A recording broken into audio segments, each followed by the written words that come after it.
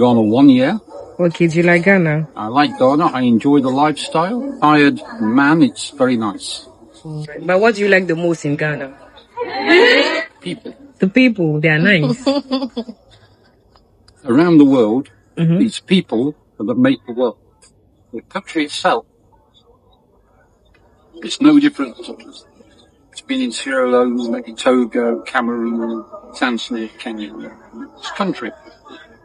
People. People. But being rich is about experience, not about money. I like that. Focus on living life. Don't focus on sitting at home saving your money, because you'll have no life.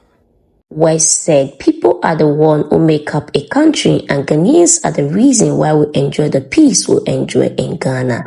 This family shared the reason why they decided to relocate to Ghana after visiting Ghana just in 2 weeks, and this is the reason why they choose to stay in Ghana.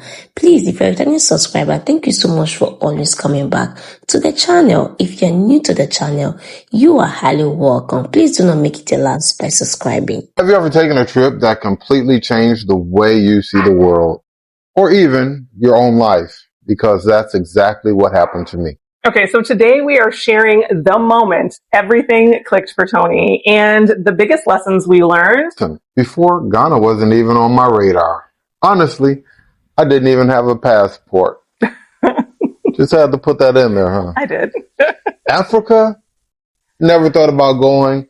Never thought I needed to. Meanwhile, I'd been coming back and forth my whole life. So it wasn't just some random place on a map, it was home. When I told Tony I wanted our first trip to be 6 weeks. Not at all. I shut that down real quick. I said 2 weeks max. 6 weeks in Africa? That felt like a lifetime to me. I had all the questions people have before their first trip.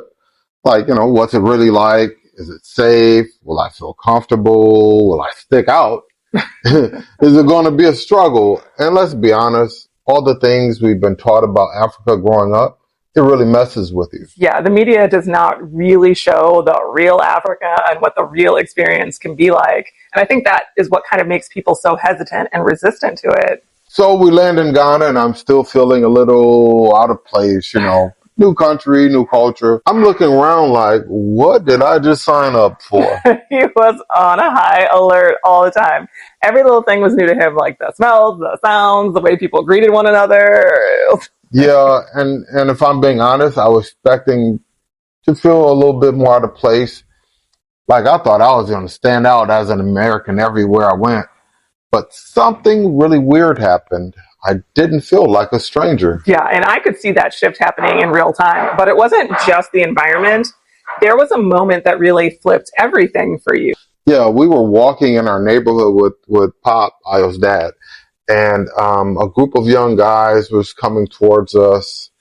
And we were kind of down a narrow pathway, dark in the evening. And listen, back in the U.S., I had that instinct, that one that tells you, stay aware, head on the swivel, pay attention to where you're at, read the situation, make sure there's nothing about to pop off. Right, you were like in total survival mode. Always looking in that back home brain, right? Exactly. But here's the thing. I tensed up out of habit, but nothing happened. No tension, no weird energy, just a regular walk. And I was greeted as Pop was with a good evening, sir. Good evening, sir. And that was the first time I noticed I didn't have to carry that weight here. And that's when things really started clicking for you. Then that's when I started asking myself, what else am I carrying that I don't need to? What ideas, fears, what limits have I put on myself that don't even belong to me? Ooh, that's deep. Okay, y'all, drop a comment. What's one thing you've been carrying that wasn't even yours? After that walk, something in me changed. I wasn't just visiting anymore.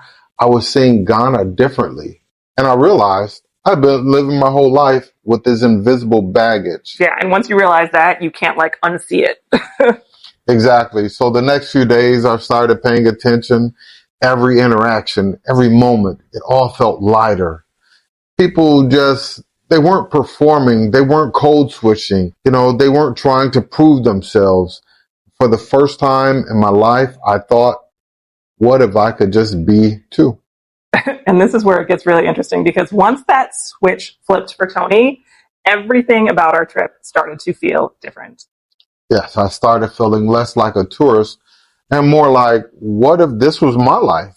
What if this wasn't what a 2-week trip, but something? And that's the part no one talks about. What do you do when you realize deep in your gut that the life you're supposed to go back to doesn't fit anymore? I could totally see it in you. That last week, every time we went somewhere, you weren't just like enjoying the moment or whatever. I think you were picturing yourself being there or living there like all the time. Exactly. Every meal, every conversation, every walk down the street, it all felt different. I wasn't just thinking, this is nice for a trip. I was thinking, how do I make this my life? But here's the thing. A lot of people feel that pull. They visit, they fall in love, they get inspired. But then what? Like, what's the next step? See, this is where most people get stuck. You feel it, but then you can't get on that plane, go back home, and what? You get busy, you get distracted, and before you know it, that feeling fades. But if you're watching this and thinking, yeah, that's me, I felt that pull, then don't let it go. Don't let it fade.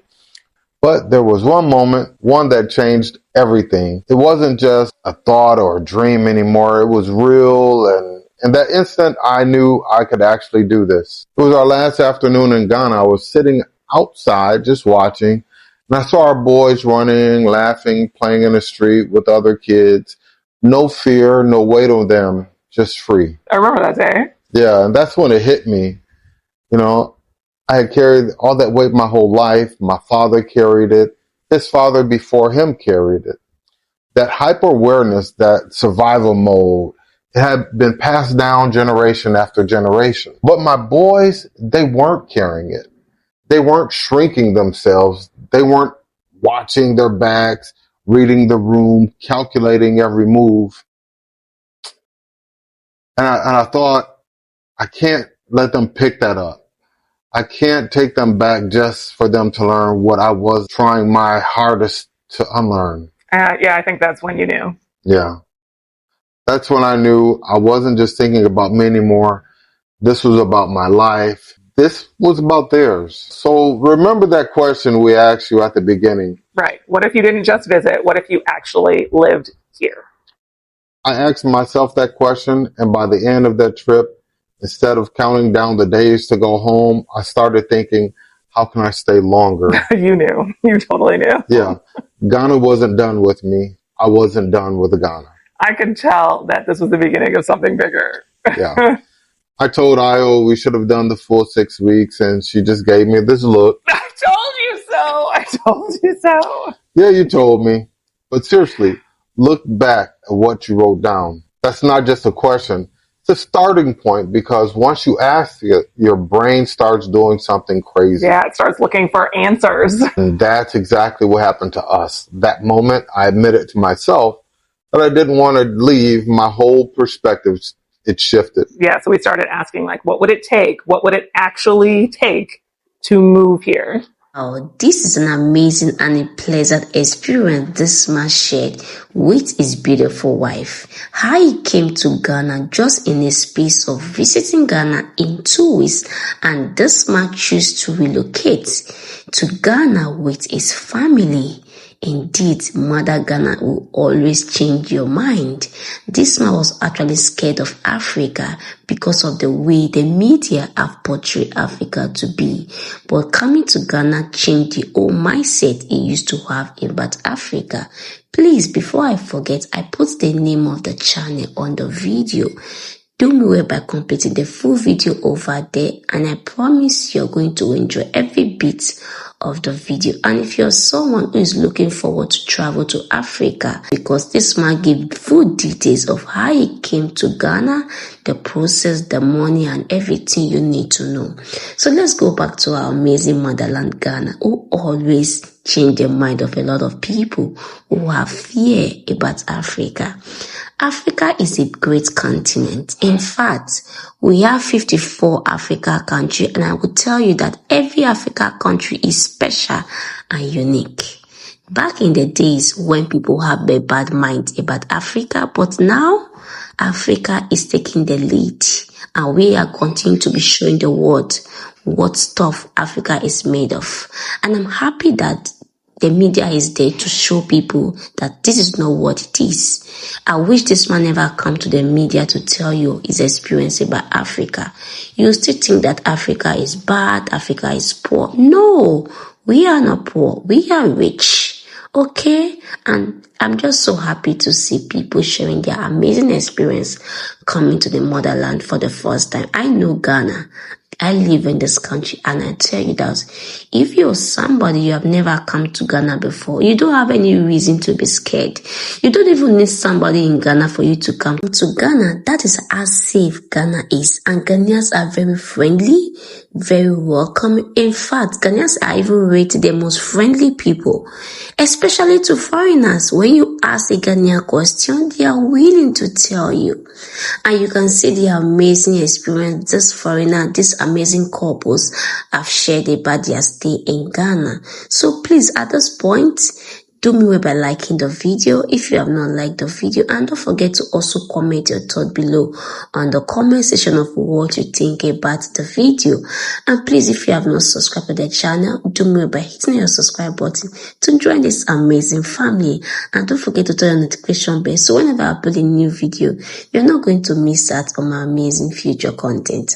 And I will see you in my next video. Bye for now, and stay blessed, and I love you guys so much. Bye-bye.